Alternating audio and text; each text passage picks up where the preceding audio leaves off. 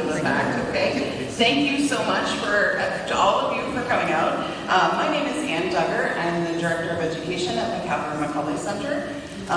Again, thank you all for coming. Your presence tonight means you're interested in our kids' futures. Our kids only get one shot at getting an education that gives them the skills and understanding to prepare them for an increasingly complex and challenging world.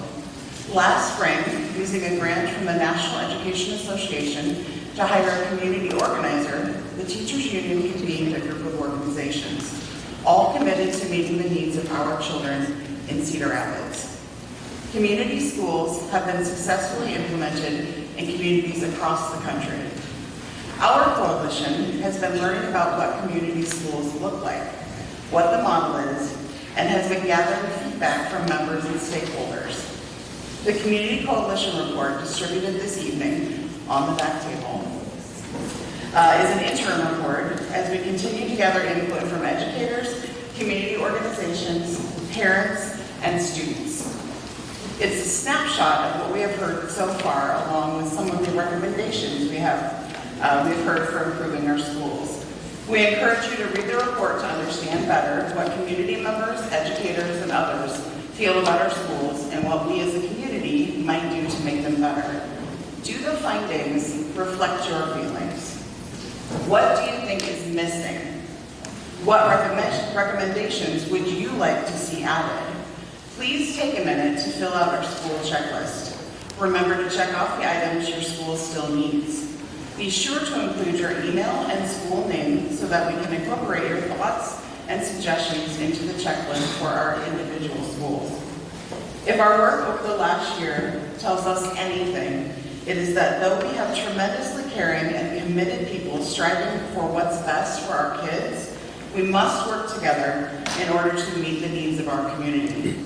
Thank you for your commitment to an education our kids deserve. I'm going to hand this over. You can clap. That's fine. I'm going to hand this over to Ashley. Hello. Good evening. I'm Ashley Vanori of the League of Women Voters of Lynn County. The League is a nonprofit volunteer organization which neither supports nor opposes any candidate or political party.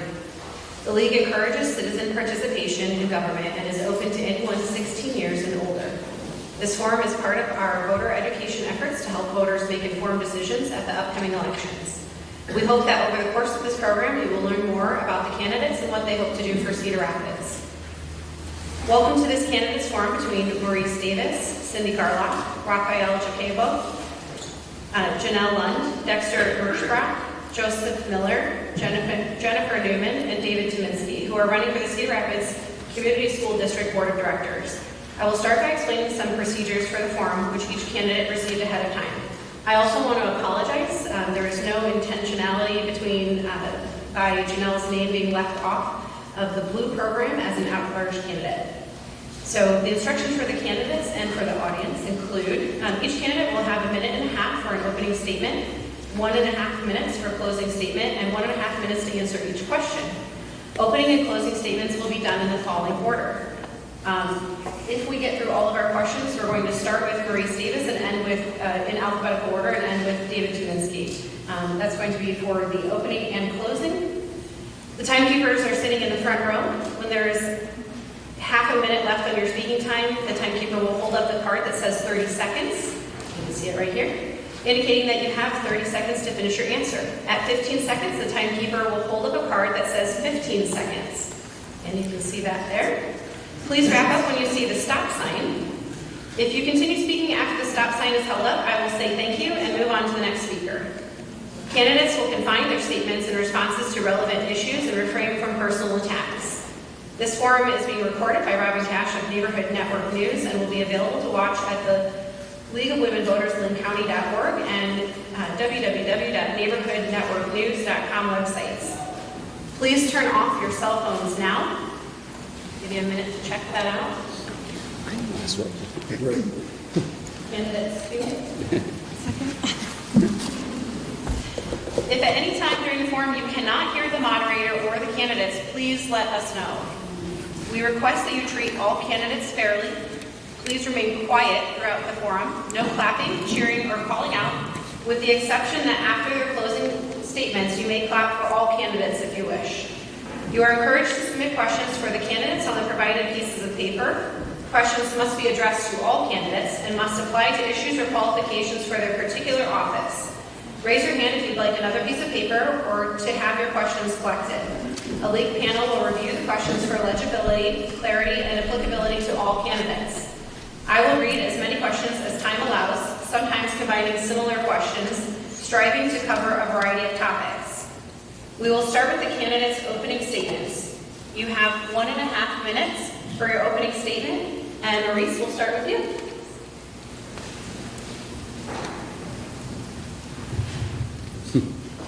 Hello, everyone. I'm Maurice Davis. First of all, I'd like to thank everyone for coming out tonight. So the big question that many people want to know is, why am I running? And when I look at what does it mean to be on the school board, I was challenged of thinking of, did I want to run for school board or did I want to run for city council? And I thought about it in a way of, city council deals with issues of economic importance right now. And making sure that our city is as fantastic as it is. But the school board has the duty to square away and make sure that we're ready in the future. And what does our city look like tomorrow? Preparing the students today for problems that have yet to be defined.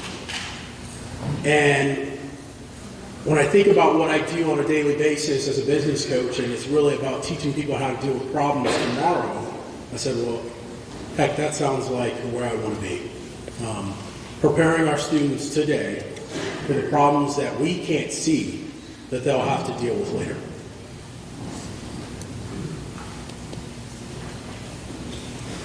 Thank you. I'm Cindy Garlock, and I'm running for one of the at-large seats on the school board. My journey to this point in my life really was influenced by my dad. He had an 8th grade education, and he worked in a factory. But he always knew 2 things were important: education and hard work.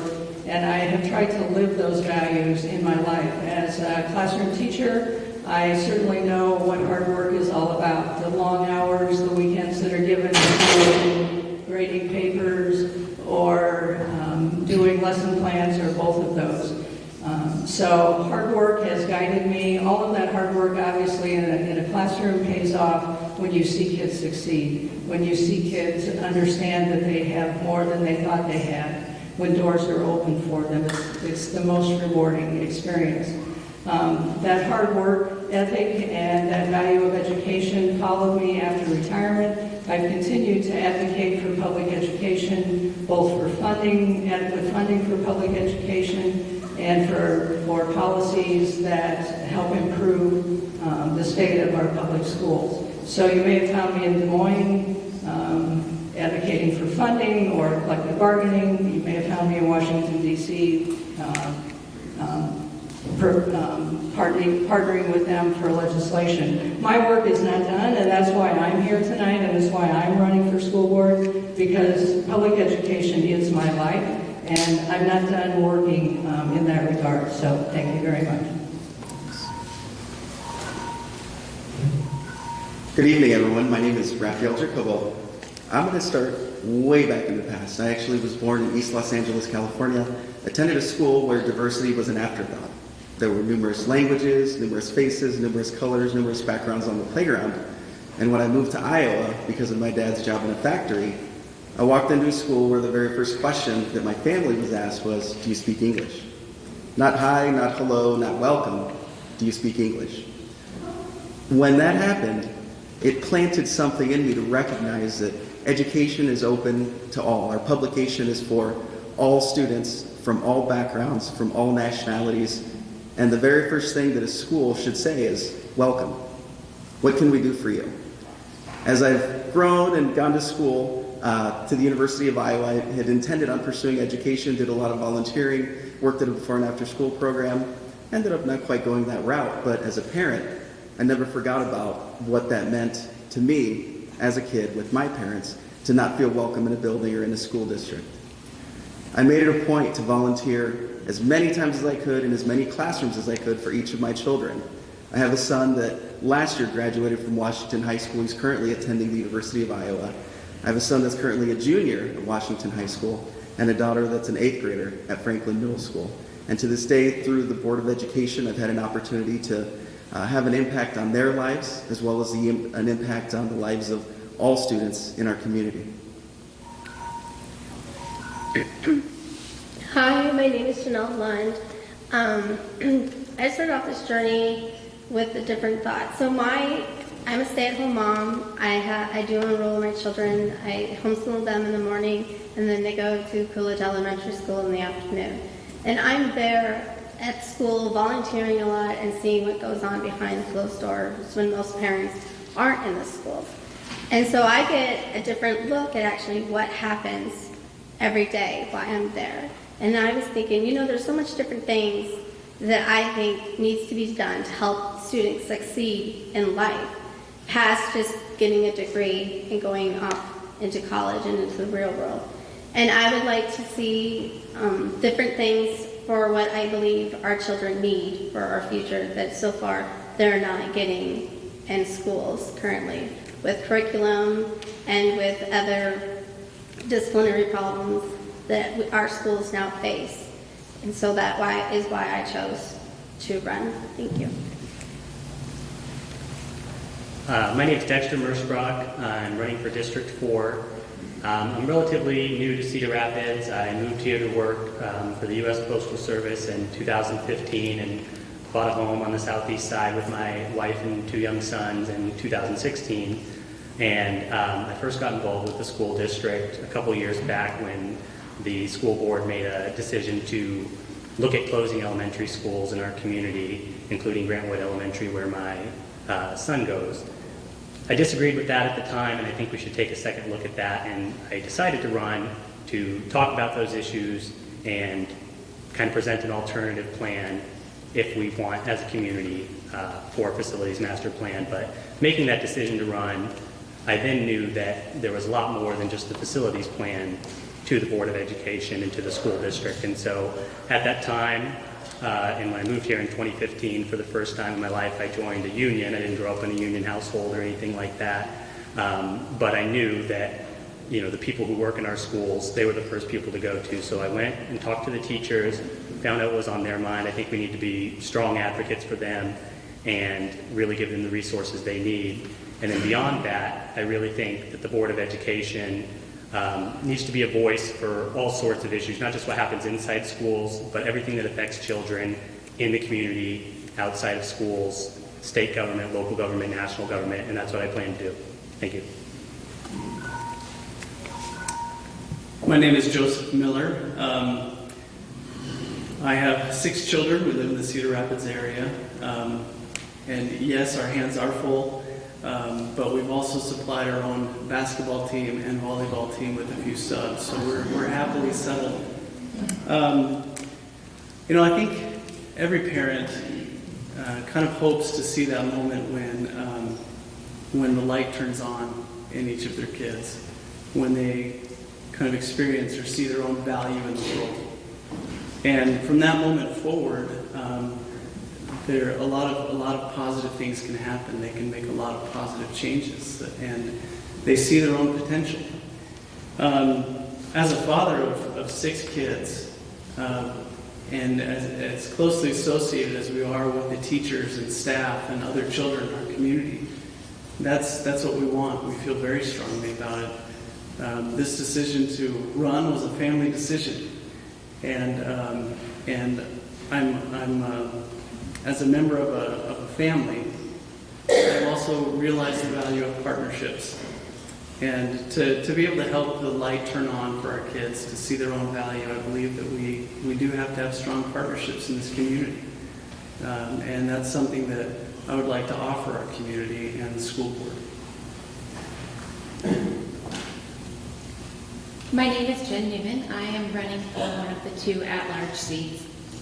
I have lived in Cedar Rapids for about 25 years now. I moved here for love, and I stayed here because this is a great community. I really believe in our school district, and I really believe in the people who do the work every day in our schools. So we have two daughters. One is a freshman at University of Iowa. I'll talk about that later. And we have a sophomore at Washington High School. So I think it's really important to have a parent's perspective on the board. The Board of Education really is the community representation and oversight of the school district. It's really important to have a board with a variety of skills and diversity of voice and thought, but also it's really important to have leadership within the school board. And I feel that's one of the things I really bring to the table. I have worked within this community as a volunteer, a business leader, and a community leader basically since I've been here. And I really look forward to the opportunity to bring an innovative perspective and an inclusive attitude to the district. Thank you. 90 seconds goes fast, doesn't it? My name is David Tominski. I am running for school board in District 1. People ask me why I'm running for school board. I tell them I'm running as a father first. I've got a junior at Washington High School. I've got an 8th grader at McKinley. I absolutely adore the experiences that they've had so far in our school system. I have the benefit of working for a nonprofit called the New Bohemian Innovation Collaborative, or NewBoCo. I say the whole name because it's really important that Innovation Collaborative are in its name. We've done a lot of work in the community around entrepreneurship and education, tech education specifically.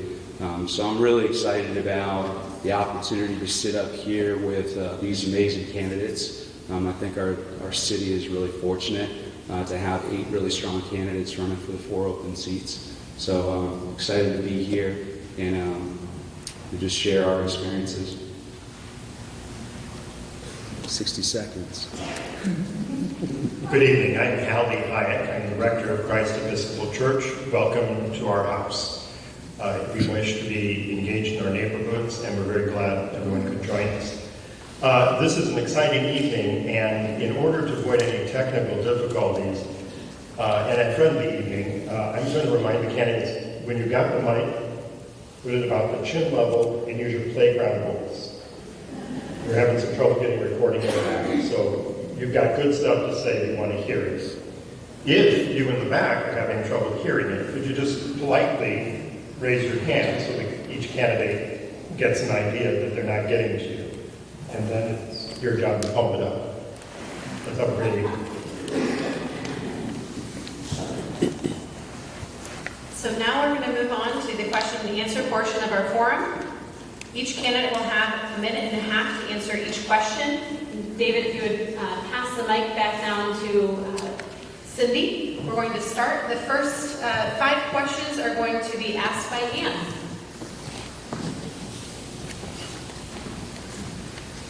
All right.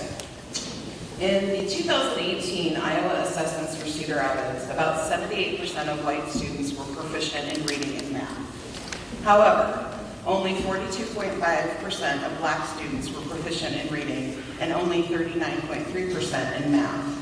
Knowing that this has been assigned to the last couple of superintendents to address, and they haven't been able to move the needle, what opportunities do you see to address this problem in a meaningful way? Thank you for that question.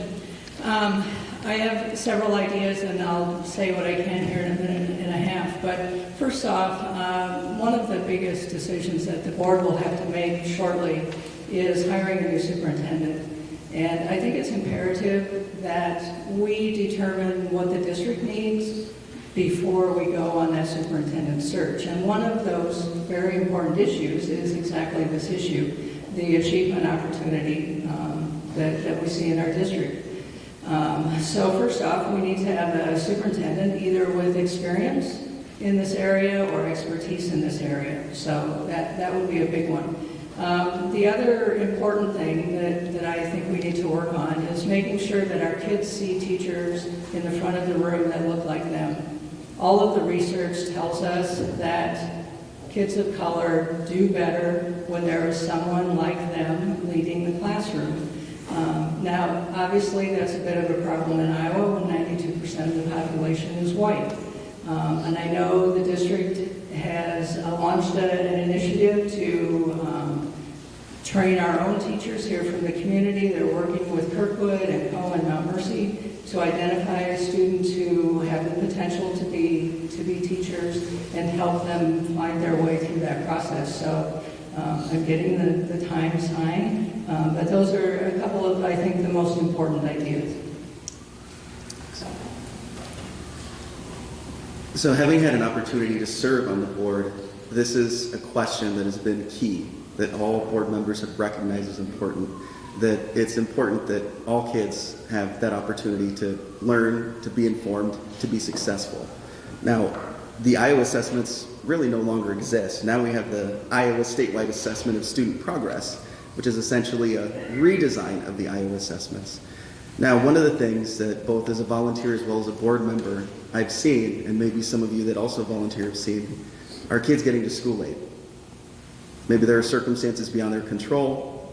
Maybe there's issues that occur on the way to school. But starting out a day like that is never a good thing, especially on a formal assessment day. And having seen that and having known that that has an impact, that kids deal with their daily struggles, it's going to carry over into their test-taking ability. They might feel stress, they might feel pressure. There are things that they're bringing into the building, into the classroom, into that test that are going to impact how they do. Now, with the new assessments and the way that they're given, there's been some changes that were implemented to start them later, to give those kids an opportunity to get to school, to decompress, to then understand and know that, hey, I can do this, I'm not in a rush, I'm not in a hurry, and I can do the best that I can on that test. I believe that to reduce the gap, there's several things that need to be done, but putting a cap on class sizes would help. Because currently we have too many students in our classrooms and our teachers just can't get around to help every student that needs help because there's too many in there. And after that, if there's some way we could set up after-school programs, because if a student is already struggling and then their class and the teacher has to teach at that current grade level, and if they are behind, they're never going to catch up.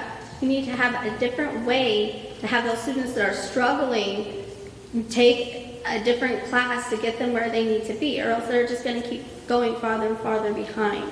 So we could set up, after-school programs, different volunteering sessions, because I know right now I looked into volunteering at Coolidge, and they said that you couldn't volunteer unless you had like a teacher for math. This was only for math.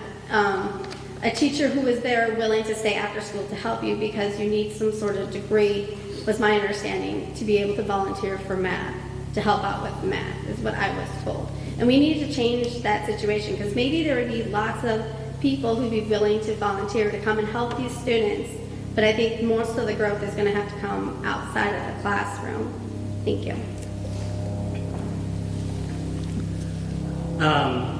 Researching the achievement gap in Cedar Rapids and really nationwide, you come to realize that this is not a new problem necessarily anywhere. And so the first thing that I would say that we need to do, building on what Cindy said, is get a superintendent who recognizes the problem and is going to focus on fixing the problem.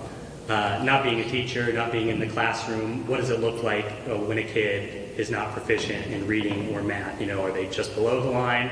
You have to look deeper into the numbers, and so these are the type of conversations that we're going to have with candidates to be the next superintendent.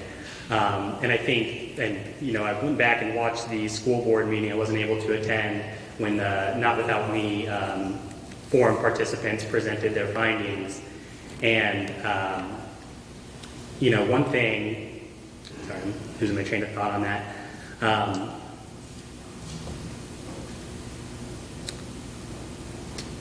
I lost it, sorry.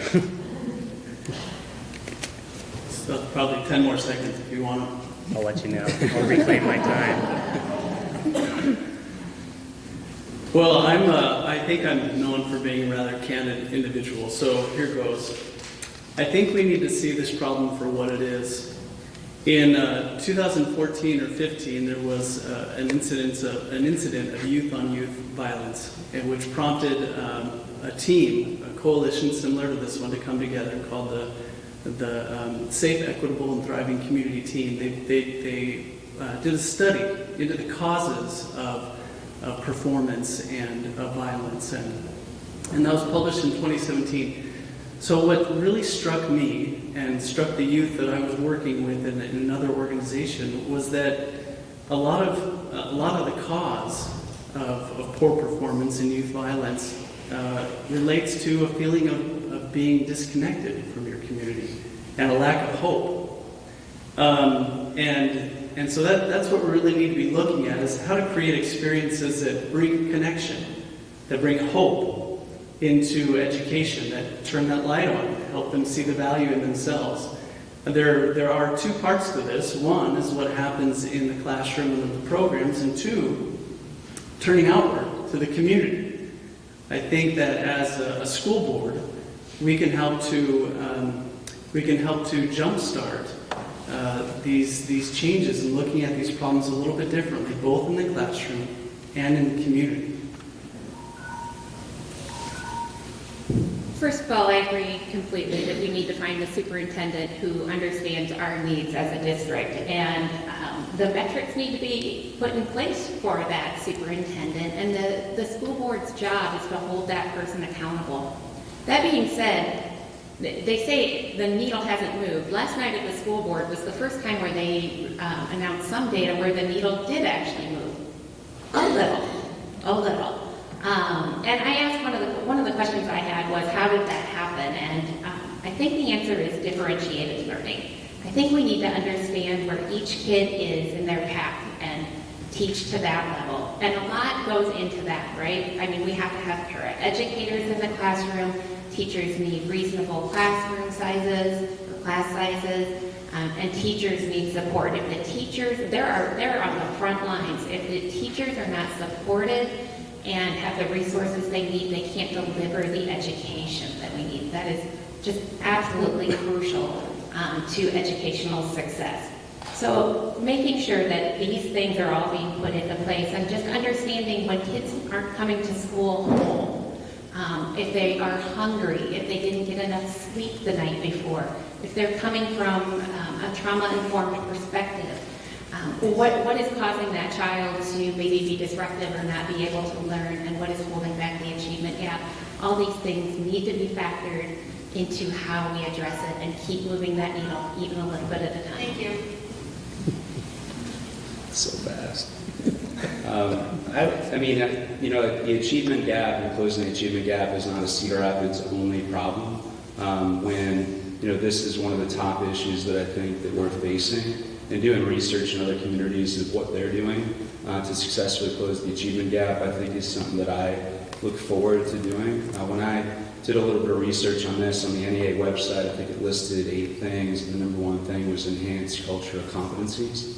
I don't know if that's for all of us to just be aware of our cultural differences and our similarities, how we can really pose those as strengths. I don't know assume most people in this town know Dr. Ruth White. I look at the program that she's running with the Academy, and how do we expand that to more kids? She presented to our Rotary, and talking about taking that from just a high school program and putting that in elementary and middle school as well. Those types of programs exist in their models. I think that other people should be paying attention to in other places. So doing more of things like that, I think, will be a major benefit for us.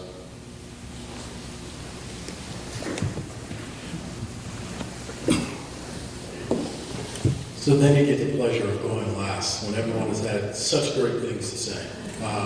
So you hit someone with a ditto. So I'd say I'd start off, again, echoing a lot of what my colleagues from the school board candidacy had to say, but I'd also kind of elaborate a little bit more on what David was saying, was that we have to acknowledge that the life of our colored students is different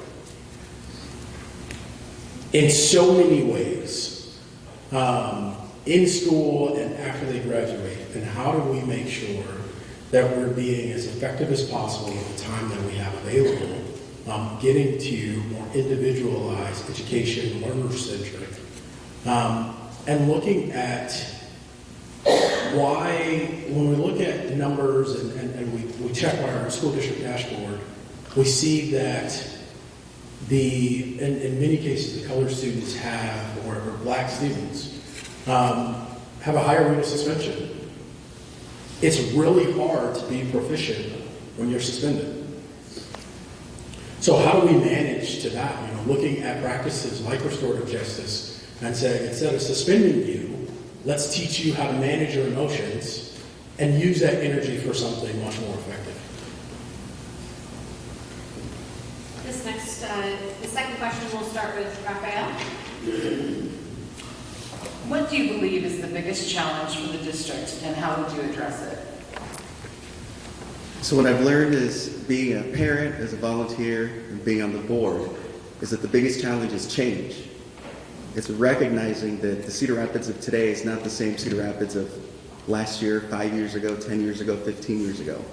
Student populations are changing, socioeconomics are changing, demographics are changing, and all of those things contribute to what is seen in schools, where students come from, what their backgrounds are, what adversity they face coming to school or even after school. So within a building, of course, change doesn't happen quickly, it doesn't happen rapidly, it takes time. It takes time for administration to recognize what those strategies are going to be, what's going to be implemented, what's going to work, what's not going to work. It also takes an open mind. It takes people within buildings to recognize that we have to change, we have to adapt, we have to evolve. We have to be open to that change and not afraid of it, whether it comes to programming or facilities or seeing different students from different backgrounds with different languages that don't look like anyone else. I believe that our biggest problem is the achievement gap. Still talking about that, I guess. And I think that right now, teachers have their hands tied. We have too many students, and the curriculum is really strict. Every student learns differently, and they learn at different speeds. And we can't expect everyone to just go along with a straight, this is how we do it, and not tailor education to how each student learns. And I think that we need to come up and find a way and listen to our teachers, because they know how students learn in their class. They are the experts because they're there every single day. They know. And so we need, as a school board and as a community, we need to rely on our teachers and listen to their input consistently and say, this project works good for them and it's not so much for other people, for other students. And we need to figure that out as a group, and how we can fix this problem, because if we continue on this path, our students are just going to get further and further behind. Because I know this year, personally, the curriculum has changed. And I'm not very happy with it, because now you don't do memorization in schools. We don't do spelling tests anymore in schools. And my concern is what are we providing our students for the future? And we need to take a step back and look at what we're teaching the kids and how we teach it. I'm going to go back and fill in what I was trying to say earlier and tie it into this question. What I wasn't remembering was the week that the Not Without Me Forum participants came and presented, there was also a study, I believe it was out of Stanford University, addressing achievement gaps nationwide, and they found that high concentrations of poverty lead to lower achievement in schools. And so, we all kind of danced around that, but we're not as rich of a school district as the surrounding school districts, and there are kids who come from, less means. And so I was trying to say that we need a superintendent who's going to be honest about that, and I think that's what this forum is about with community schools, meeting the needs of students so they can come in and learn. And if we're not willing to say that and address it head on, we're not really going to be able to solve the problem, I don't think. In terms of the greatest issue or need facing our schools, I think it's resources for teachers. You look at the dozens of unfilled paraeducators positions. You look at the class sizes that are going on right now. Some areas of town have seen big spikes in class sizes. Those are all things that need to be addressed so the teachers can do the work that they're trained to do. My wife is just finishing up her student teaching right now. Teachers do a lot to become teachers, jump through many hoops and licensing, but if you put them in a classroom and it's all classroom management and too big of class size, they're not going to be able to do it. The greatest single problem, I think, is staff and teacher burnout. And I think part of it is that we have tried to develop a lot of innovations that are on a crash course with one another. These wonderful teachers and staff are the single greatest investment we have in our single greatest investment, our children. And we need to think more clearly and step back about our approach with how to help them. We're tasked with the responsibility, one of the most important responsibilities is hiring a superintendent. The superintendent needs to have a broad vision of creating an experience that involves the community and involves the teachers and staff and the students in such a way that learners of every level and every background can see their value in the world. That requires a lot of innovation, a lot of broad thinking, and it requires a lot of advocacy and support for our teachers and staff. Ultimately, I think the struggles that happen in the school district are just a symptom of a similar problem that students are teaching. We need to breathe hope not only into students, but also into our teachers and staff. So, as one of our greatest needs and our directive is to help every learner be future ready, right? Every child should have a path to success, and I believe that every teacher really wants to help every child find that path to success, but I think they're stretched a little thin.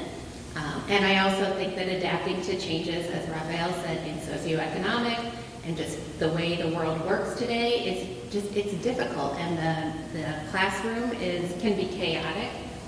It can sometimes be overcrowded, and frankly, it inhibits learning for all kids when that happens. So ensuring that we are supporting our teachers and we are supporting our building staff, that we're filling those para-educator roles, that we are the district where people want to come work, and we hire and retain the best teachers in the state, and we attract them here, is one of the best ways that we can address this critical need going forward. I believe that if every teacher has the time in their day to approach each child where they're at, they will be able to get them where they need to be. Because once a child starts falling behind, whether it's, especially with reading, because reading really builds on itself as time goes on, it's harder and harder for them to catch up. So meeting each child where they're at and having the ability, flexibility, and support to do so is the way we change this. This is one of those tough questions because there's a lot of things that belong, like it seemed at the top of the list. As I talk to people, I feel like the thing that keeps kind of going to the top for me is trust, transparency. As I talk to people in the community, depending on the issue, it seems like they feel like their voice wasn't fully heard. So to make sure that this community feels like their voice is heard by the board, that the board is being transparent in the decisions that are being made. There are things that need to happen behind closed doors, I get that. Understanding as a community what those things are, but to make sure that they never feel like information is being withheld, feels to me like the thing that kind of lands close to the top for me. Again, this is a question I think that we could talk about for a really long time because there's so many things that I think that we need to work on. But I think if we start there, just being a board that people know that they can trust, that have their kids' best interest in mind, the community's best interest in mind. I believe that's true. I just know that not everybody believes that. So being a person that can help communicate that trust and transparency, I think, is key.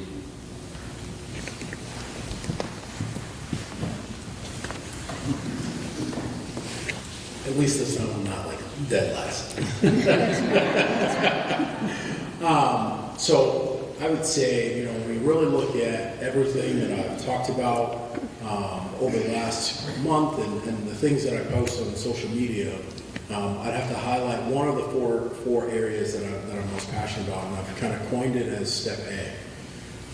And that's looking at the voice of students, teachers, educators, other personnel, parents, and then anyone else that's impacted by the changes of the school and in the school district, and quite frankly, that's all of us.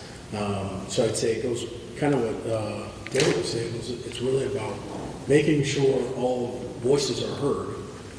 The great thing about thought is that when you go to solve a problem, you do a really great job of thinking through it by yourself, but you can solve it so much more effectively when you have the collective mind.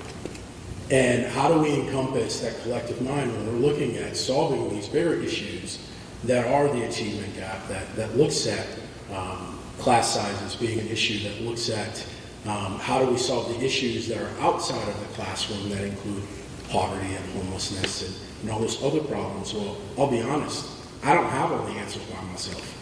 And I don't think any one of us can say that I have the one answer, but all of us together can come up with a pretty great solution.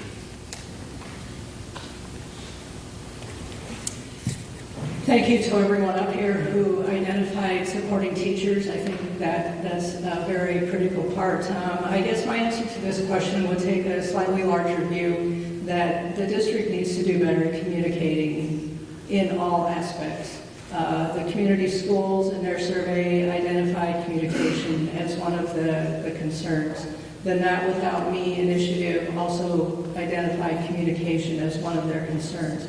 So I think we need to be thinking about ways that we can go to where our families are, where our parents are, where our community members are, whether that's a neighborhood association, whether that's the Rotary Club. I mean, wouldn't it be really cool if we just spent a year in all of our service organizations talking about public education and what's going on there?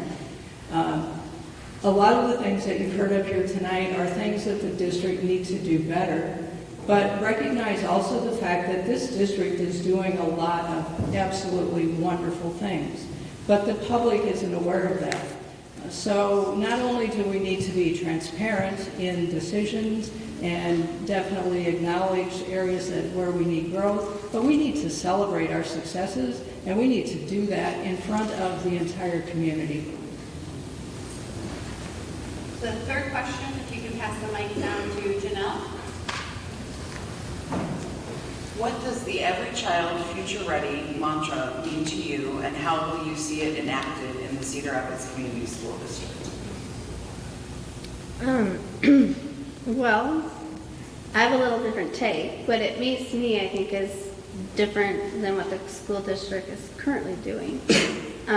When I think future ready, I think that it should involve making our kids ready for the future, whether that means having jobs, talking to the community, everything. And right now, I feel like the students who are in our school district don't get that opportunity so much. They are no longer have to use their brains anymore so much to work based on the change of the curriculum that's happened this year. Like, for instance, the multiplication tables. They came up with new curriculum that instead of learning 5 times 4 and memorizing that, now we do 4 plus 4 plus 4 5 times. It's just a different way of learning. There's nothing wrong with that. But things now are just going to a different way of learning, which is fine. And I think that we're losing our basic fundamentals. Because my kindergarten now, instead of learning what numbers are, we just have pictures up there. So how are we going to have our children know be prepared for the future if they don't know what stuff is actually is? And I feel like being around school so much that we are losing our basic fundamentals on how things are being taught in our schools, and we're just sort of pushing them through to get to the next level, which is also not going to help our achievement. Thank you. So normally I'm not much of a mantra person, but thinking about it for a while, I found it kind of to be a useful exercise. And so thinking about it, it's almost like an order of operations thing is how I think we should really approach it. And you have to start with every child. And so we've talked about the achievement gap. Everyone's addressed a lot of things that are, holding kids back when they come to school, from learning their best. And so we really have to keep working on those things if we're going to really do every child future ready. Assuming we can get to the point where every child is really, ready to embrace the future.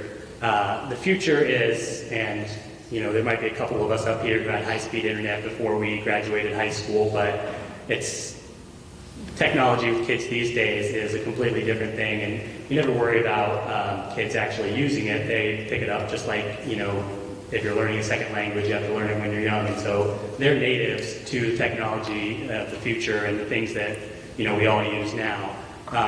But I think we have to make them responsible with that, teach them the critical thinking skills, the traffic, everything around you is a piece of data. Teach kids the skills to interpret those things, understand those things, realize what the world around them is, and they can then find, what works best for them because all the information's out there for them.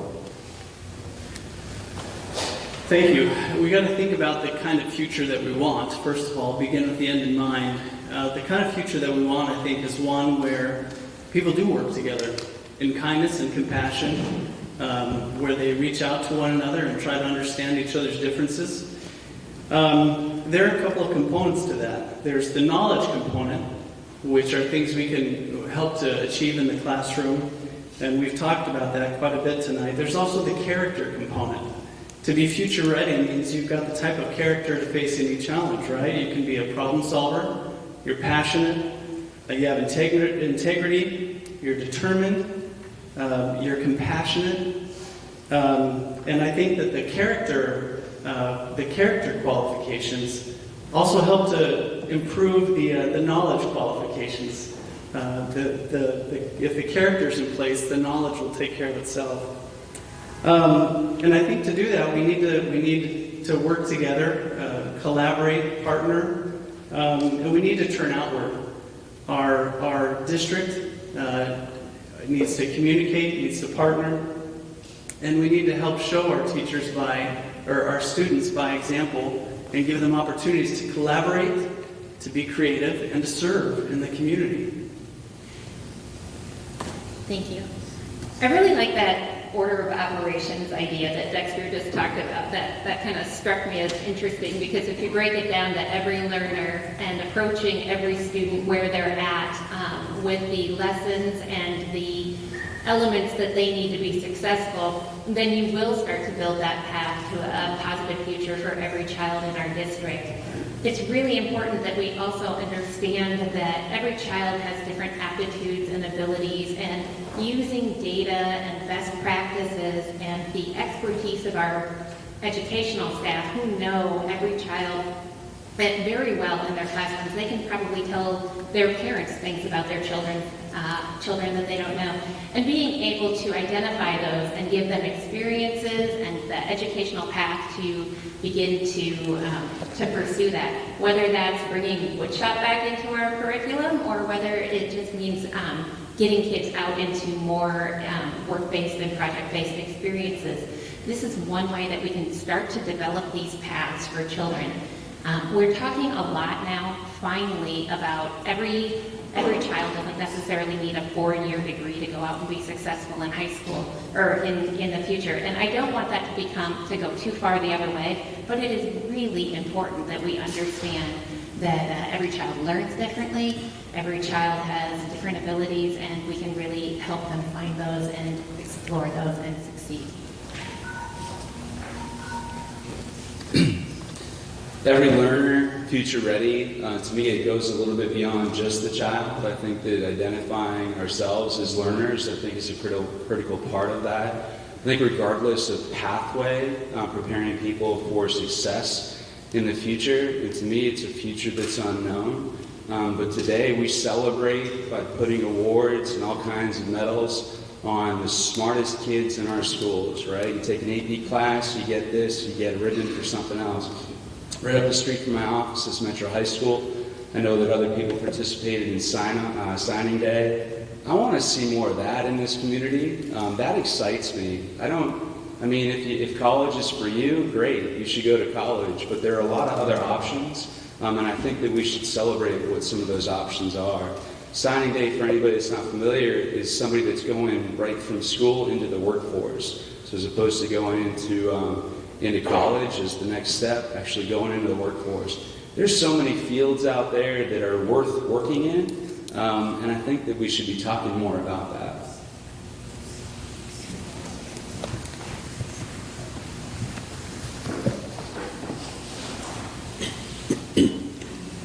So when I think about this subject, it's no secret that I'm a proponent of alternative post-high school education. Whether that be code schools, trade schools, or going right into the workforce right after high school. And to echo what Dave was saying was that if you want to go to college, I think that's fantastic. But when I think about what does it mean to be every learner future ready, it's preparing our students for when they graduate, that they are capable of making the decisions they feel is best for their life. And that they have the confidence and support from us as community members, teachers, mentors, to know that when they tell us these decisions or when they take that next step, that they'll feel supported. Kind of outlining, it's really about helping them discover their own path, designing a track to get them there, and then just continuously following up with them and supporting them through that process so they can get to where they want to be. And ultimately, I think all of us at the end of the day, we want to see our children to be successful, happy, and healthy. And that's really what this is all about. I think one of the casualties of budget constraints in recent years has been the loss of some of our elective courses, which cuts down on the opportunities for kids to explore other pathways than the core subject areas. So that's one area that I think we need to figure out how to fund more of the elective courses for our kids. The other candidates up here have touched on many of the same themes that I will touch on. We need to expand our opportunities with Kirkwood, with post-secondary enrollment, make sure that our students and families are aware of those options. Again, it goes back to the communication. Do our families know that those even exist? And how can we better get that information out to them? Often when we talk about every learner future ready, we might be referring to a career path, which is great. I think career education is critical, especially in middle school and high school. The earlier the better, but certainly in middle school and high school. But I think, as the other candidates have said, there are really important life skills that we need to be including, and those life skills are taught through the general curriculum, working together in groups, looking at evidence and drawing conclusions, conflict resolution. Thank you.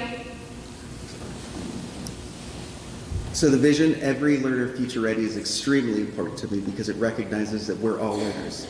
Everybody in this room is a learner. In a school building, everybody from the staff that works serving meals to the teachers to the custodians to the building engineers, everybody's a learner. When it comes to students in particular, there's personalized learning opportunities that allow them to determine what their future is going to look like, what interests they have, what types of things they're going to be potentially working on. When we look at multiple pathways, a future life doesn't mean that it's 4 years college or 4 years at a university only. 2 years. There's the trades. There's other opportunities in multiple pathways for students, but then when we look at staff as learners, there's professional development. And those opportunities, some of you may recall that there was professional learning that used to occur on a day other than Friday. Now it's Friday, every Friday for the school year that allows all of those opportunities for staff to continue to learn and do what they need to do. Now, for parents, there's opportunities to learn as well, whether it's programming or some of the options that are available to them. Equity is important and is a key for all of those different stakeholders, students, parents, and staff. One thing that's key for students for every learner future ready, is a one-to-one deployment that took place in high schools. Every student now has a device in high school, and it's the goal of the district to continue that equity.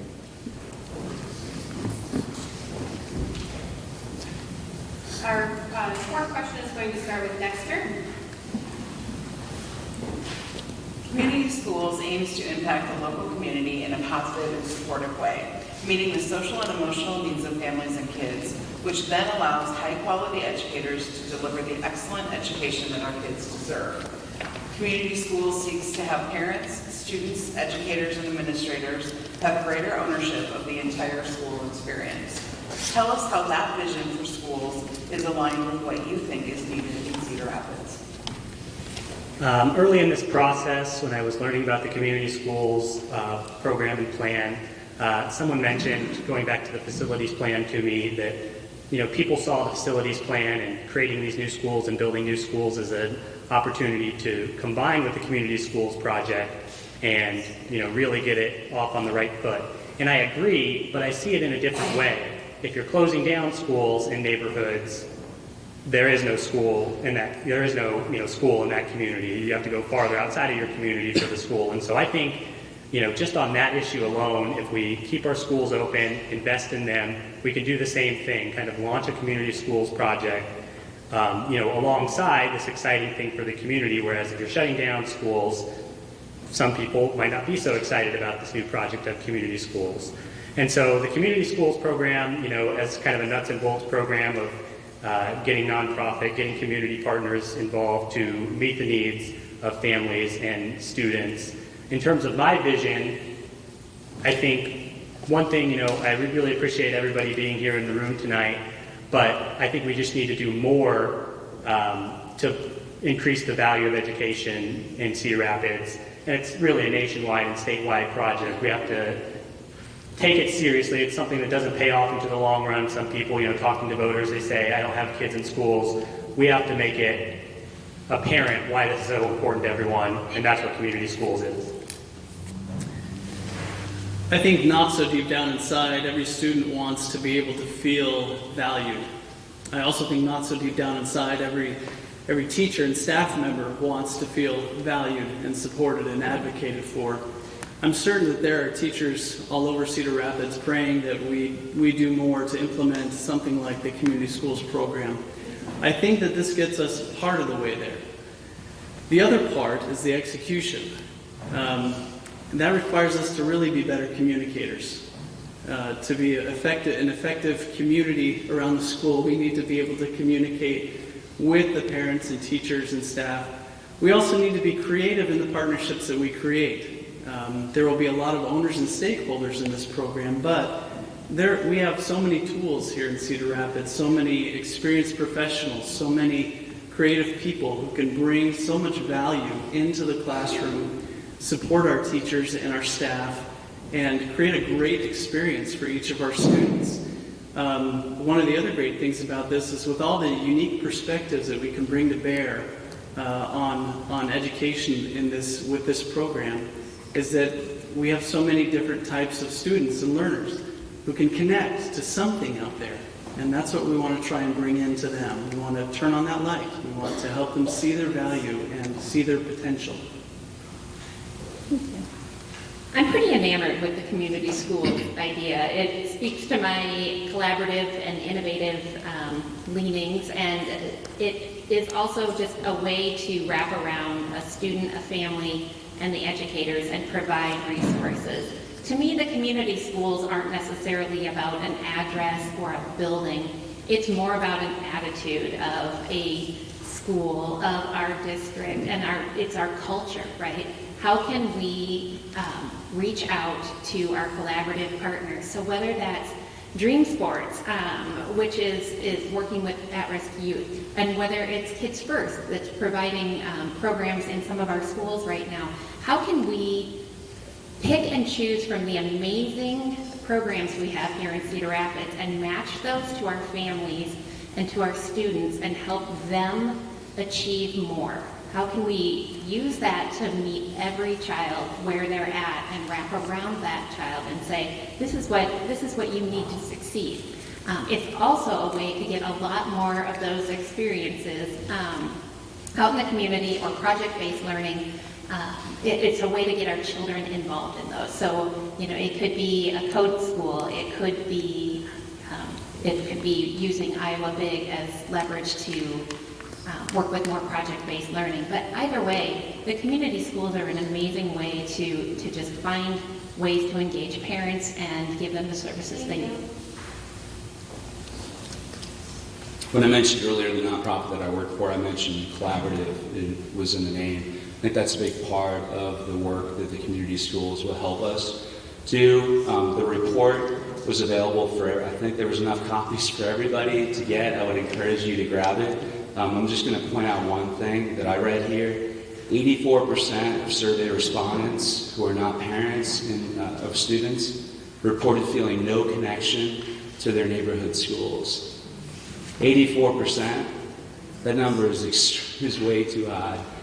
Being a part of helping to reduce that drastically, I think, is the work that we should be focused on. Getting more people from the community to be engaged with the education of the kids that are here, I think, is a critical part of what we should be working on. There's so much other great information in here, great in the sense that there are things that we need to be working on. So I appreciate the work of the coalition of putting this together. But this is no small task. It's going to take a lot of us working together to help solve this problem. So I appreciate the work of putting this together, and I look forward to working on it with you.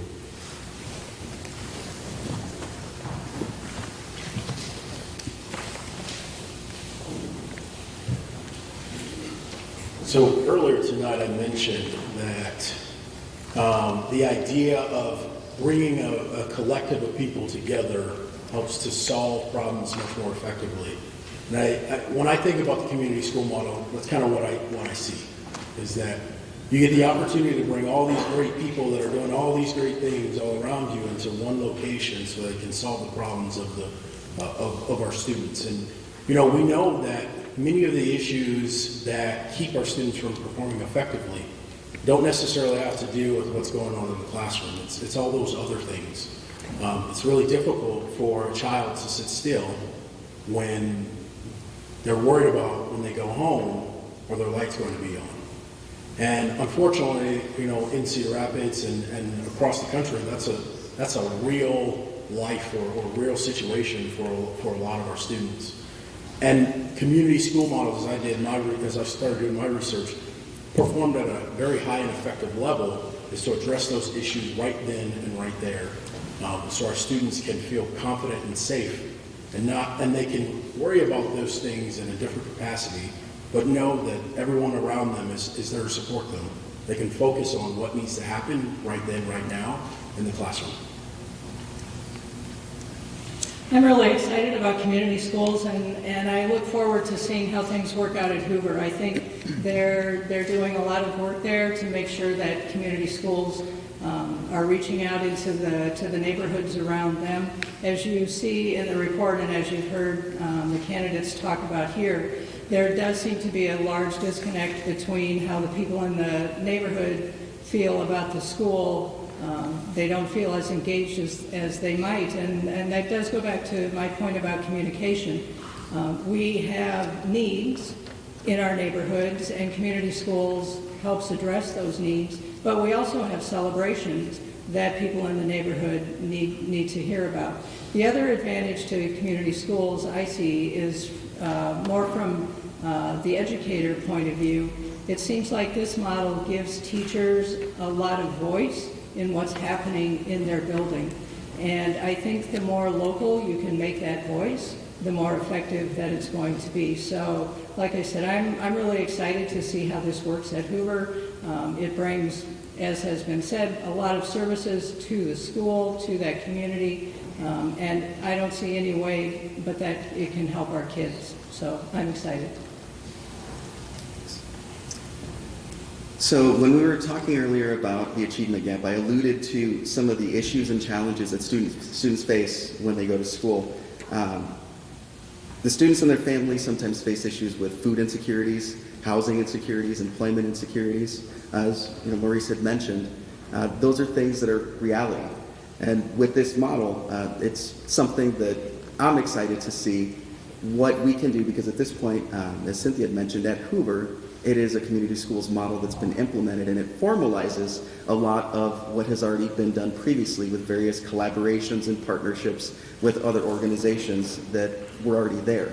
The benefit that we have now is that we have a school community coordinator whose sole job and sole purpose is to take these existing programs, partnerships, and strengthen them to see what else can be done. How can we do better? How can we serve students better? How can we serve their families better?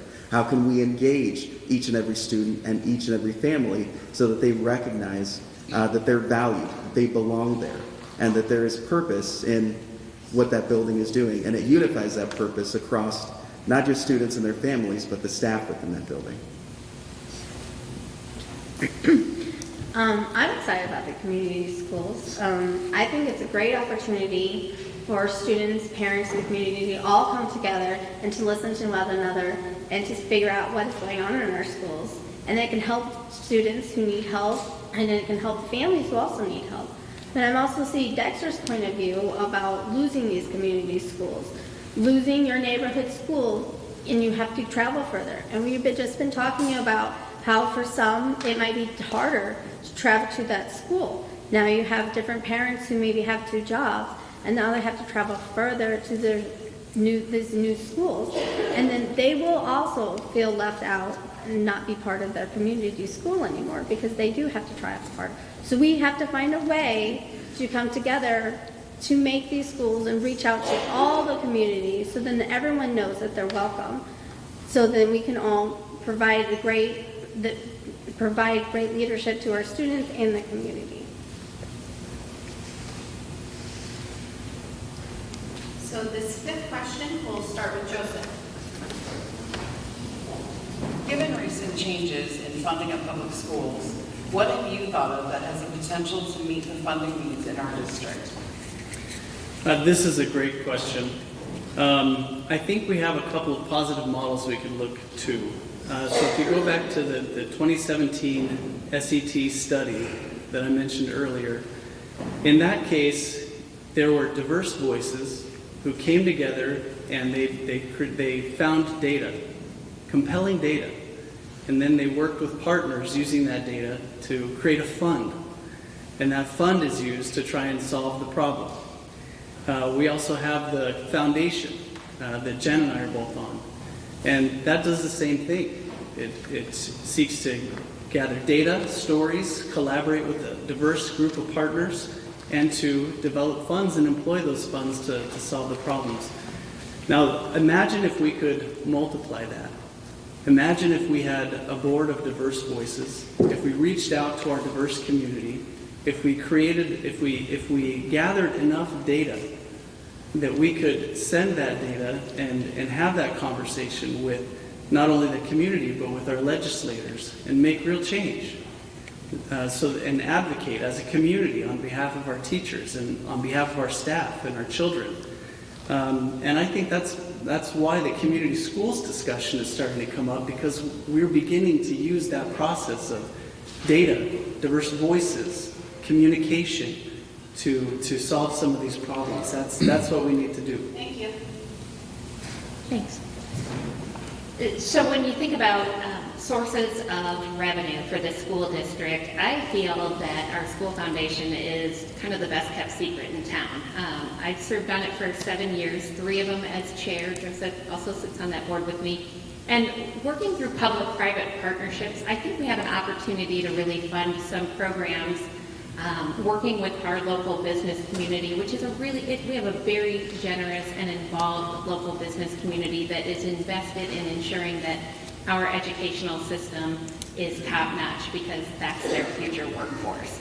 So pulling together the different partners and getting more people to that table and looking at how we can offer real-world experiences to kids of all levels, how we can get more experiences out in the field. I mean, everybody here has been on that field trip that inspired them. It might not have been that, okay, we didn't all become firefighters. We all went to the fire station as kids, and we didn't do that. But it was inspiring to go out and see those things and see careers in action. So pulling together some of those private partnerships and building curriculum around it and building opportunity around it is really important. It also gets us out of these silos of we're education, right? And over here is city council and over here is business. Let's all work together and make our education top-notch. Part of the work that I do is coaching companies of all sizes on revenue generating ideas. So when I see the money question, it's curious for me because we do work with industries that are getting disrupted. Their industry is changing whether they like it or not. Helping them come up with new ideas for revenue is certainly something that they need to look at to survive in the future. But when I think a little bit longer about this question, I just want to remind people that elections absolutely do matter. So the elected officials that we vote for should be pro-education. We should make sure that we're not looking at bringing people into office that want a gut education. I mean, that is something that I think that we need to make sure that we're paying attention to. So I appreciate everybody being here. I believe that we all care about education, the success of it into the future, and just making sure that we're doing our research on the candidates that share those beliefs. I mean, I think that's one of the things that we can do every 2 years. We get a chance to vote. I think I'll leave it at that. Let's see what you got.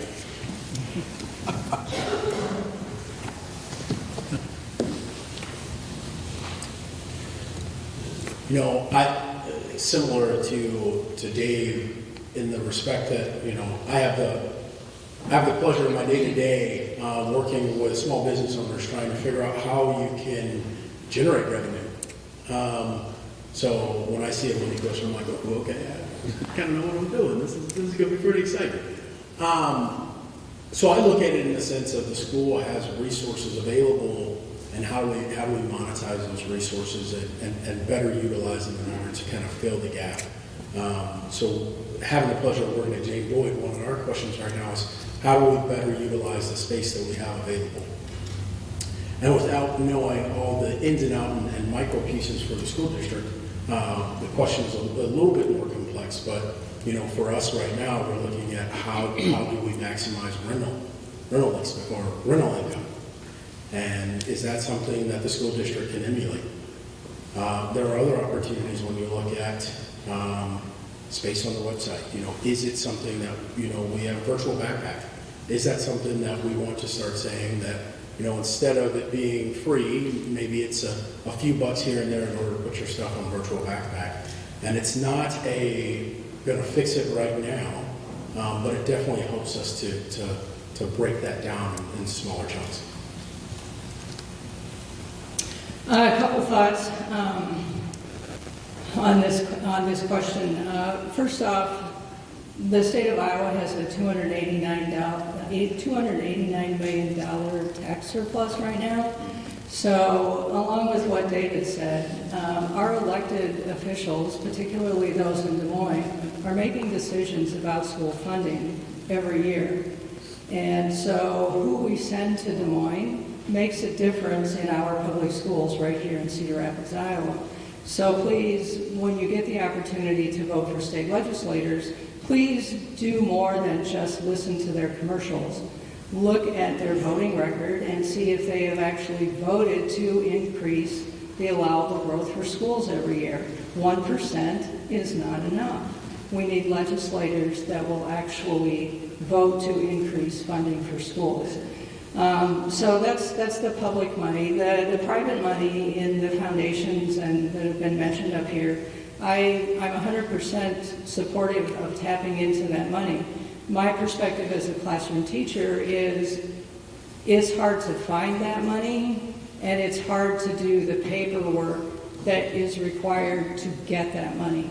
I know of many great things that are happening in the district because of grant money, but that meant some teacher had to take their weekend to write that grant, rather than preparing lessons for their students. So my approach is going to be similar to what Cynthia had said, as well as what David had said. So first of all, it's state legislature. So yeah, there is a surplus, not to go into it again, but this last legislative session, state supplemental aid was approved at barely over 2%. That's barely over inflation. So that's not sufficient to keep up with the needs of a school.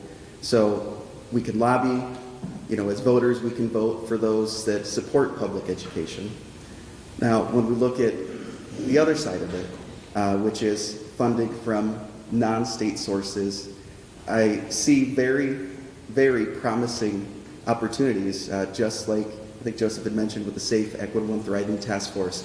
I was fortunate to be able to participate in that task force as a board representative, and at this point there's actually a grant-making body that is providing grants to programs within the city to deal with some of the things that have been identified. We look at what the School Foundation has done. As Jen had mentioned, I was also able to participate in the Lip Sync for Learning. That was a pretty significant fundraiser that provides opportunities for teachers to provide all sorts of different things for students. Iowa Big, they have an innovative learning opportunity that received very significant funding just because of their innovative options. The partnerships that we have, like with Kids on Course, that provide opportunities for kids with funds that... My take is a little different. I believe the school district would have less funding problems if they were more responsible and they didn't waste the money on bonds in advance and have to pay out millions of dollars on interest rates. If they would do it pay as you go as they get the money that comes in each year, and then build what they need to use that money on, and then instead of getting the bonds and wasting their money on these elaborate and extravagant things. So everyone here is probably interested in government and politics to some degree. We are in a very interesting political moment, in my opinion, in the state and in the country right now. And so a couple other candidates talked about the state budget surplus and talked about voting for candidates who would allocate more funding to education. That's good in principle, but I don't think that's working out for us as it is now. And so when it comes to something like education, and when it comes to voting in general, people vote for all sorts of different reasons. I think as a community, we're the second biggest school district in the state. We have our own unique needs in terms of English language learning, a higher percentage of students who live in poverty. We need funding for those things. But if we're going to get legislators and the governor and people all around the state to get on board with the idea of not just allocating a budget surplus, but increasing funding to education overall, we have to kind of build bridges. And so there's many school districts that don't have English language learners, don't have a very diverse population. Do they have high-speed internet in those places? We have to find ways to get everybody on board with the idea of supporting education to a larger degree, not let it be a wedge issue, but use it to unify people from all different places and all different backgrounds around a common goal, solving different needs. Thank you. All right, thank you to each of you on behalf of the Community Schools Coalition. I'm going to hand the rest of the evening over to Ashley now. Again, thank you so much for your answers. Thanks, Anne. Really good questions. So based on the time remaining, it looks like we will have time. We're going to try and fit 3 more questions in. The next question, we're going to start with you, Jen. And the question is as follows.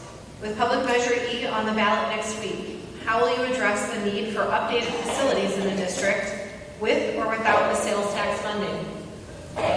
Okay, so Public Measure E is the revenue purpose statement that's on the back of the ballot. So it's long, read it in advance so you don't have to read it in the ballot box. So whether it passes or fails, there are other opportunities to pass it later on.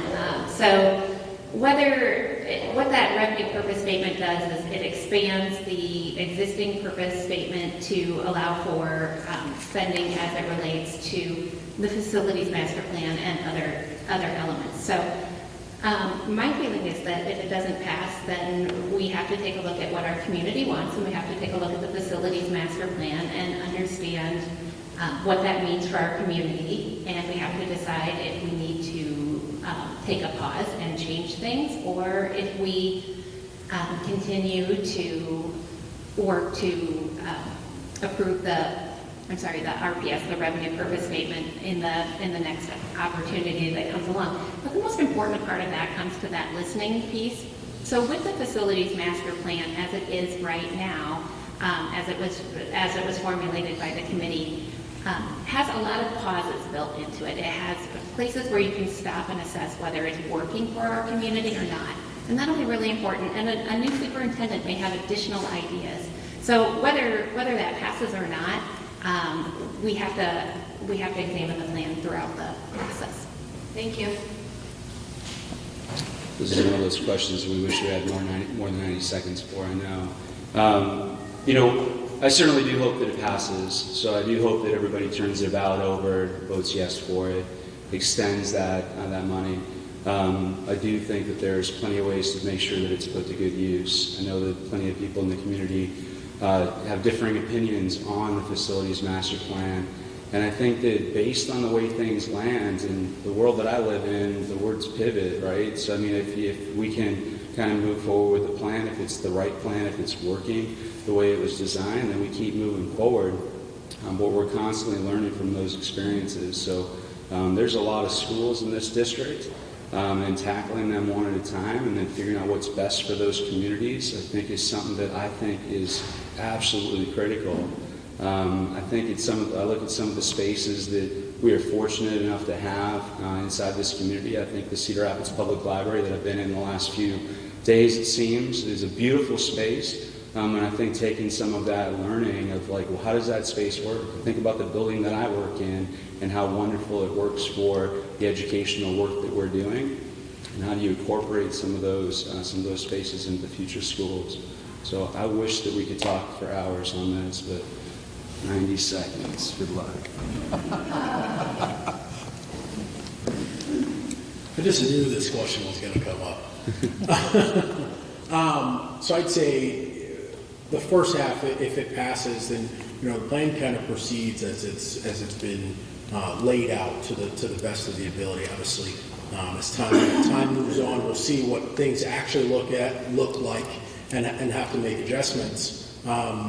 But on the other side, if it doesn't, I think it goes back to my original statement of how do we be excellent stewards of the resources we have available, and what are some opportunities to be effective at generating our own revenue. One of the things that I get a chance to teach my folks that come through my program that have nonprofits is that the old way of looking at how nonprofits generate money is not effective anymore. They have to be able to generate economic value on their own. And what does that look like for the school? How can it be impactful with whatever it does really well in the district? And can that thing that's done really well in the district be utilized in order to produce revenue, maybe through other resources in the state of Iowa, or even possibly looking at nationally, what is it that we do well that other places want that information or want to be able to emulate what we're doing, and can it be monetized? I'm going to go back to my concern about communication from the school district. I think this is a good example. I know a lot of people already voted, and when they went to the polling place to vote, they were surprised to see the revenue purpose statement on the back of their ballot, and they didn't know what it was or how they should vote. So I do think that there was some communication breakdown there, that people weren't aware of exactly what the implication was of that vote. My understanding of the SAVE bill is that even if this revenue purpose statement does not pass on November 5th, the previous revenue purpose statement is still in effect, and that one expires in 2029. So the money is still there. We can still use it for the purposes that we have intended in the last revenue statement. So it's not as if everything comes to a complete stop. We have the opportunity to vote again in 6 months if the revenue purpose statement needs to be slightly amended. And again, that's a communication process with the community. Why, if it does fail, why did it fail? What are people objecting to? But Like David said, I hope that you all vote for it. It allows the district a lot of flexibility with facilities, updating facilities, building new facilities. We need that money.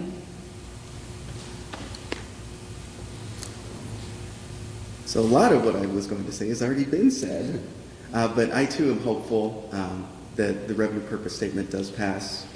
Having had the opportunity to serve already on the board, I acknowledge that there are certain things that communication-wise weren't communicated well enough. Stakeholders were not informed well enough of what it actually was and what it meant for the future. So when we look at what's occurring in the city, when we see the development of residential areas, when we look at commercial development, when we look at NUBO, when we look at amenities popping up throughout the city, those are things that are going to have a very significant impact to the city and to the population of the city. And hopefully, as that population, which fingers crossed that it will increase, it's going to mean more students for our city as well as for our schools. So why should it not be the case that our facilities shouldn't match what our city is looking like or starting to look like, and looking to the future to modernize and match exactly what, well, I'll leave it at that. Sorry. I kind of hope it doesn't pass. I hope that the community will get more of a say as to what becomes of the facilities master plan. I think that, like I said, there's been a lack of communication. People didn't know what's going on with the schools. People didn't know what the revenue purpose statement was. And this will give a voice back to the community to force the school district to listen to the community. Because right now, I was there and they just passed it. People came up and they told their concerns about their neighborhoods, what happens to the neighborhoods when you lose your neighborhood schools, what happens to the property values in that neighborhoods, are people going to move into that neighborhood, what becomes of the schools that get closed. That's not on there. It doesn't say anything about public measuring what becomes of the schools that they're closing. That determines what they put in there affects your houses. Are they going to put a gas station? Does it become low income? What is on that? So that's why I'm hoping for a no vote for that, so the community will have a say on what does happen to your neighborhood community. Thank you. I think everyone, should be very clear. When people say they hope it passes, they have to have a vision for our facilities going forward. So people talk about pauses in the plan, or that the plan is a blank slate moving forward. The plan was pretty clear in terms of they want to close down 8 schools, they want to rebuild certain schools, remodel a couple other ones. And so I think we need to be talking about, because I don't know about the experience everyone else has had, but if someone is not directly connected to the district, I haven't really seen any support for closing down schools, talking to people in the community.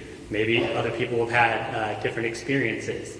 But we've got this money. People in Cedar Rapids and Hiawatha have paid, penny sales tax for however many years, and now we're going to get this money going forward in the future. And so we need a plan of what to do with it. I'm not a construction expert, but no one seems to be suggesting that the buildings are going to fall over if we keep them up and remodel them. It was just done in Iowa City with Forest Man Elementary. In Iowa City, they took a 100-year-old building, built a brand new gym addition to it, made it completely modern and ADA compliant on the inside. It seemed like that option wasn't even discussed, even though this plan was all about cost in the first place, and it's already $80 million over budget. So we have to look at something else. That's what I would do. I think we have to be careful not to sacrifice the good for the perfect. There are different types of people in the world. There are some people will wait until a perfect opportunity comes along to step forward and get involved. Other people know that somebody has to try, and so they'll step forward and they'll try. I also would vote yes, but we need to be smart about this and not develop a dependence on a measure like this.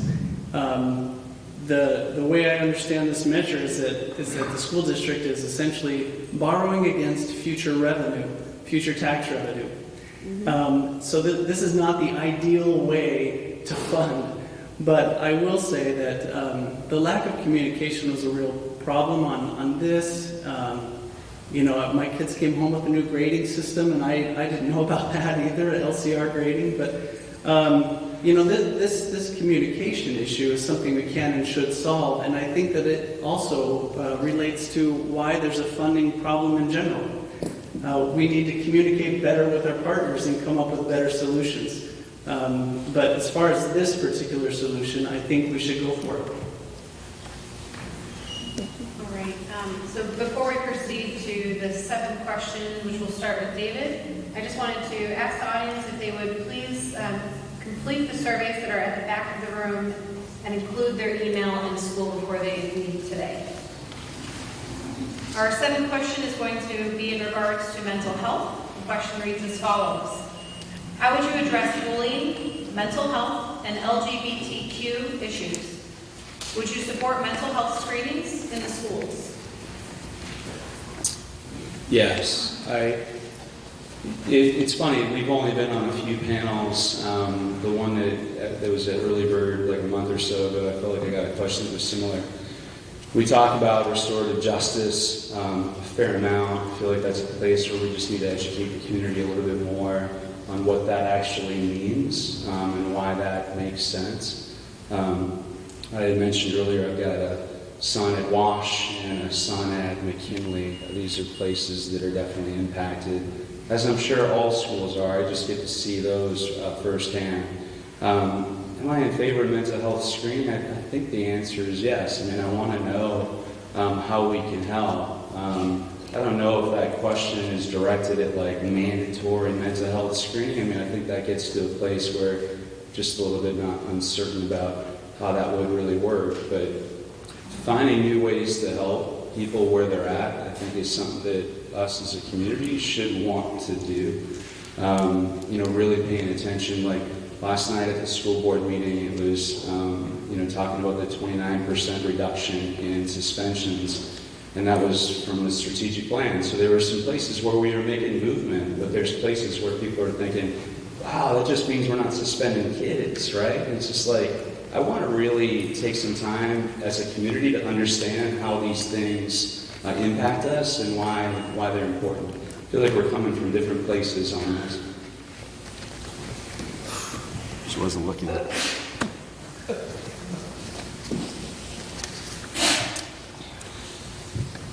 So as far as mental health screenings, I'll start by saying, I grew up in a school where I was at, there was no mechanism to catch if you had kind of anything of concern that could impact your learning. So it wasn't until my sophomore year of high school that my family found out I had dyslexia. And that's a hugeness on our school, and that's a huge problem for their child when they're trying to learn and they don't understand why it is they're not able to do things the same way as their peer.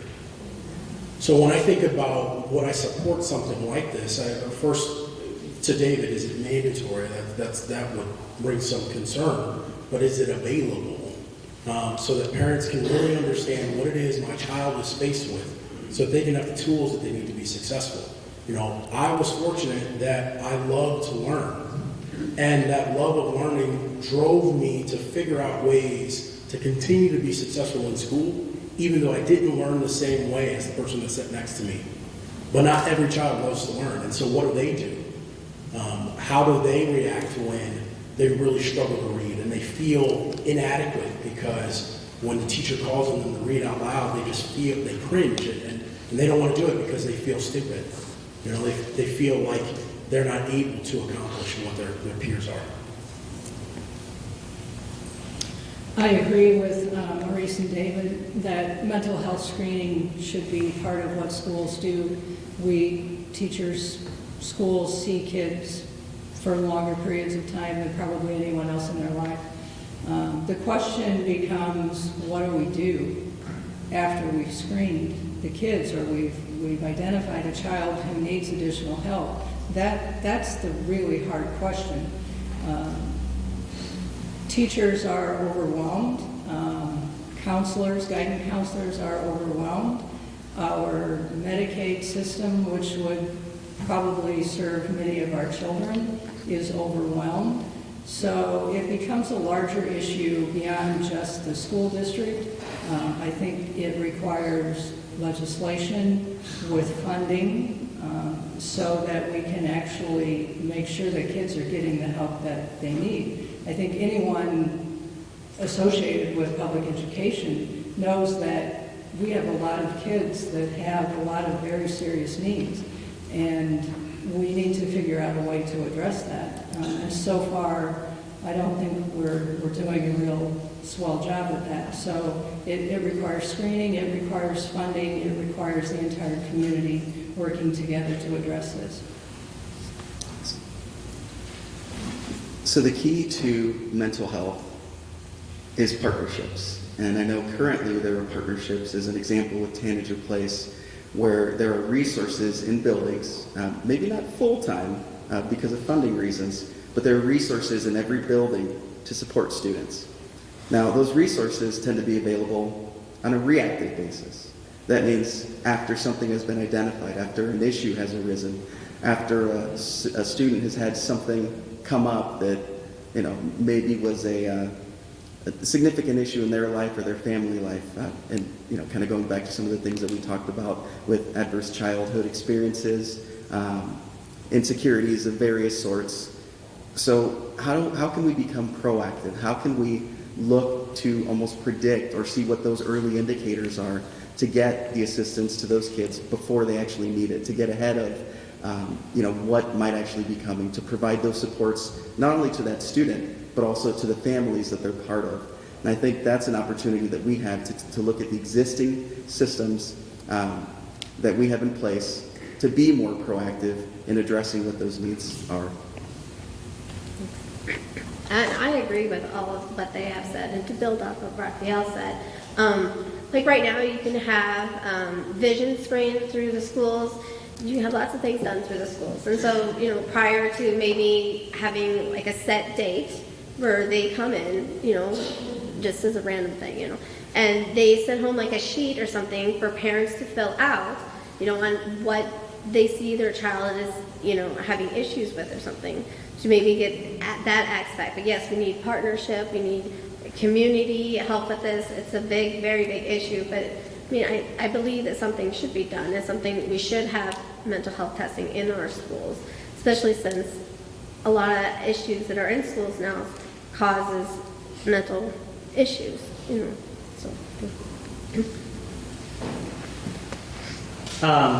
The idea of mental health screenings in schools is a good one, I guess, but I think it kind of says something about the sad state of how we fund mental health, like Cindy was saying, and just fund healthcare in general, that we're thinking, oh, the only way kids are going to possibly get, their mental health needs addressed is through the schools, because we don't solve it as, a society overall. And so a school is such an important point of contact for children that we should have that addressed inside the schools, but the thought that the schools are going to solve this without this being a priority in a bigger way is kind of,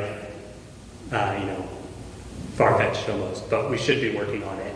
As to the other part of the question, in terms, I think you said bullying, but also LGBTQ issues.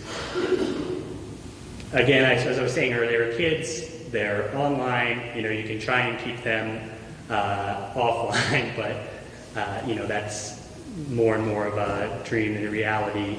And so we have to be smart about that. We have to be serious about that, knowing, and it's a parent's responsibility, but the district has to know that when you bring 400 kids together, what happens in the school is not all that's happening between those students. And so the students who are at risk of being bullied because of who they are, we can't allow that to happen. We have to be serious about addressing it.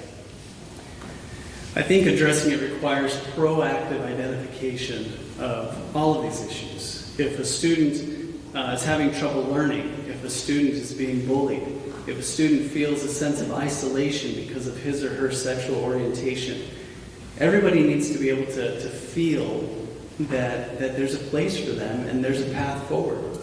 And this goes back to a lot of things we've talked about tonight, including how thinly stretched our teachers and staff are, and the benefits of a community schools model. Distributing a lot of the burden or responsibility that currently resides on the shoulders of teachers, paraprofessionals, and staff into the hands of other professionals and community partners can free up teachers to be able to know their students, to be emotionally present, to be able to identify what each student needs as far as education, social development, as far as feeling loved or if there are problems at home. And so I fully support those types of models. Every single student needs to be able to feel like there is a place. There's so much pain and even suicide resulting from people feeling isolated or disconnected. And of course, the SET study in 2017 that I mentioned, also shows the impact. Thank you. Once again, I do believe we have to remember that we have to hire the right superintendent, and I believe we should find a superintendent who is very intentional about this particular issue. Right now, we have teachers who are being educated in mental health first aid, and that's great, but like Cindy said, then what, right? So the community schools model is particularly of interest, partnering with Tanager, Four Oaks, and Horizons, and different partners across the community to provide the elements that may be missing from these students' lives is really important to making the student whole enough to learn. But also the emotional and physical safety of our staff and our students is incredibly important. Whether it is a learning disability all the way up to somebody who is a threat to themselves or to others. We have to be extremely intentional about who we choose to lead our district and what we as a school board and a community demand from our schools. And we can't just put it all on teachers or even just the guidance counselors. They are all stretched very thin. We are facing different realities that maybe right now we're not set up to achieve. So creating those programs, being very intentional with the community partnerships designed to meet the needs of the students and their families as a whole, and our community as a whole is incredibly important to me and one of my highest priorities. So in the interest of time, we will proceed to closing remarks. Any questions that have not been answered, the League of Women Voters will send out to the candidates and allow them to both know and answer them as they so choose. In the closing statements, each candidate will have 1.5 minutes for their closing statement, and we're going to start with you again, Maurice. So, I would say at the end of all of this, there's too much information to cover in collectively 15 minutes per person. So I'd invite anyone that's interested in learning more about what it is that I'm truly about to have a cup of coffee with me. It's on me. That's a lot of you guys. So, but I think it's important that, if you have more questions for me, I'm happy to sit down and answer them via email. But the whole point of all of this is how do we come together and work together? So I think it'd be much more effective if we just sit down and have a conversation. Again, there's information in the back for you as far as what else I believe in, but I'm running because I now have little sisters that are going to school, and I'll soon, if Lord willing, I find the right person, have children of my own that will go through this process and now have to experience everything that we decide today. And so I want my future children and my little sisters to have the best possible education, and that's what I'm running for. I want to say thank you to Ashley and Ann and to Christ Episcopal for the facility, also to CRA, the Community Coalitions, Community Schools Coalition. Thanks for having us here. I'm really heartened by the fact that there are so many of you here, because generally school board elections, most people have not a clue. So I think this is an important first step in reaching out to the community, establishing a line of communication so that we can move forward on the challenges we've spent a lot of time talking about how we perceive the challenges and how to move forward, but also on how to celebrate the great things that we already are. I don't want to lose that in this conversation. Cedar Rapids is a great place to live, and we simply need to focus everyone's attention on education and how we can do that a little bit better. I think, as I said, this is a great start. Please talk to your friends and your neighbors and encourage them to vote on Tuesday. Talk to them about issues that you feel are important, help educate them, and thank all of you for being here. So first, thanks to all the attendees. Thanks to the organizers for the opportunity to, for all of us to share, our thoughts and our ideas on, what our district should be. I think we all want the district to be the best that it can be. I know, having had the opportunity to serve previously, it was an experience, and it's an experience where you learn that you're one of seven. You're one of 7 people that represent everybody, not just in this building, but throughout the entire city. And even sitting up here, there's a lot of smart people, and I think Maurice said it earlier, where all of us together could probably figure out a lot of things, even in just these few minutes. At the end of the day, all the board decisions are ideas of 7 people that came together, that coalesced. There was collaboration that took place, there was discussion, there was disagreement, and all of that's okay. That's part of the process. That's how we take an idea from down here to up here. That's how we make it better. And I appreciate the opportunity to share my thoughts with you. And like Maurice, I'm always happy and willing to speak with anyone. Thanks. I just want to say thank you for all that came tonight to listen to all our concerns and how we feel we're going to move forward. Yeah, I just feel that my reason for starting to run for the school board was because I felt like the community really didn't get a voice. And if I was elected, I would be your voice. I want to know what you think. I want to know what you think is working, what's not working, and just hear your thoughts. So I welcome any of you to contact me. My information is back on the back table. And it was just a great discussion, and I enjoyed speaking with all of you. Thanks to everyone for being here. Maybe it's the setting, but this has been kind of sleepier for me in terms of what I had to say than I envisioned. And so I kind of want to just leave it at this and address all the other candidates. If we're fortunate enough, whoever up here, to get on the school board, it's important to take government seriously, but I think it's so important that we need to be louder about, and more direct with what we're talking about in terms of the issues we're facing and the problems we're trying to solve. And so you saw it earlier, we're talking about the achievement gap. We dance around the word poverty. People don't have enough money to get by on the day-to-day in, many neighborhoods across town.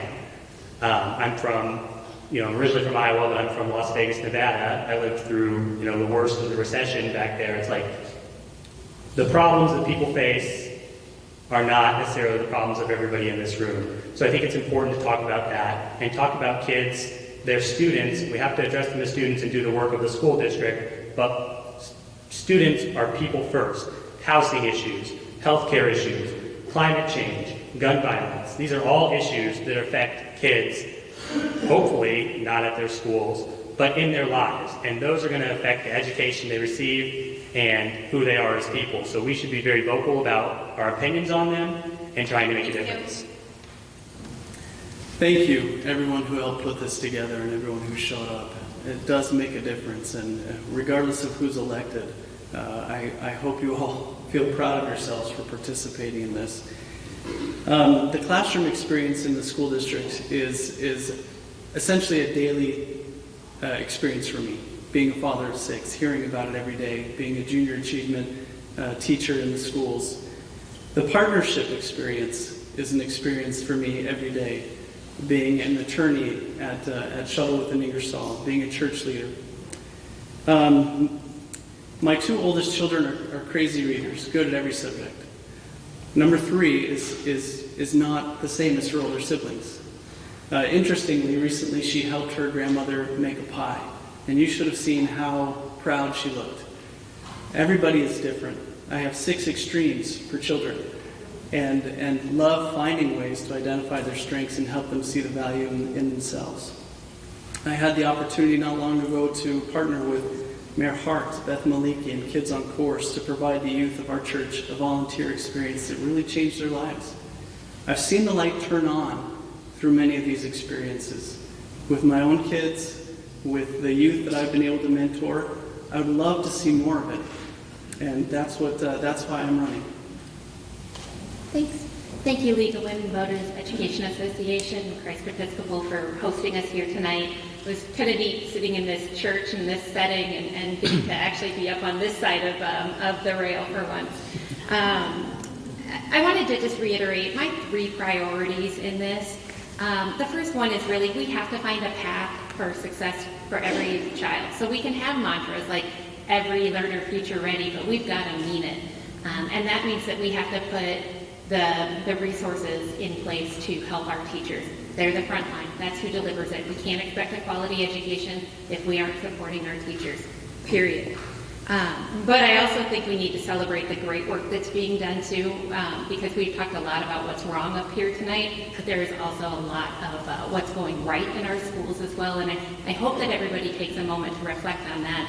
And you know, the educators in the room, pat yourselves on the back for that part of it too. It's not all bad news. We have a great district. Second of all, the physical and emotional safety of staff and students is incredibly important to me. From the mental health issues that we've talked about to having buildings that are safe and protect our staff and students. I can't express how important that is in today's society. And finally, hiring that superintendent who can meet the vision of 7 board members who are probably going to be loud and vocal and impassioned and spirited. And that person's got their work cut out for them. Thank you first to the coalition. When I see the names and the organizations that help put this together, I'm reminded of how lucky we are as a community to have folks like this here. I do want to just thank the board members that are here for your service. They have told me that running for this, it's more than a meeting a month. And as our timekeeper, as the president of the school board, I'm reminded that is service, so thank you for that. This room full of people that are eager to participate in our government excites me. I look forward to having rooms like this continue to fill up when we're talking about things that matter this much. I'm running because I honestly think that the school board is one of the most important jobs in a community. I know that we have really tough decisions to make, and I'm excited to make those with the community, not just sitting behind a desk in a looks like a comfy chair. I again appreciate everything. As I think Maurice said, being accessible is something that I hope that you experience with everybody that serves on the board, and I really believe that you can expect that in me if elected. So thank you. We're done. So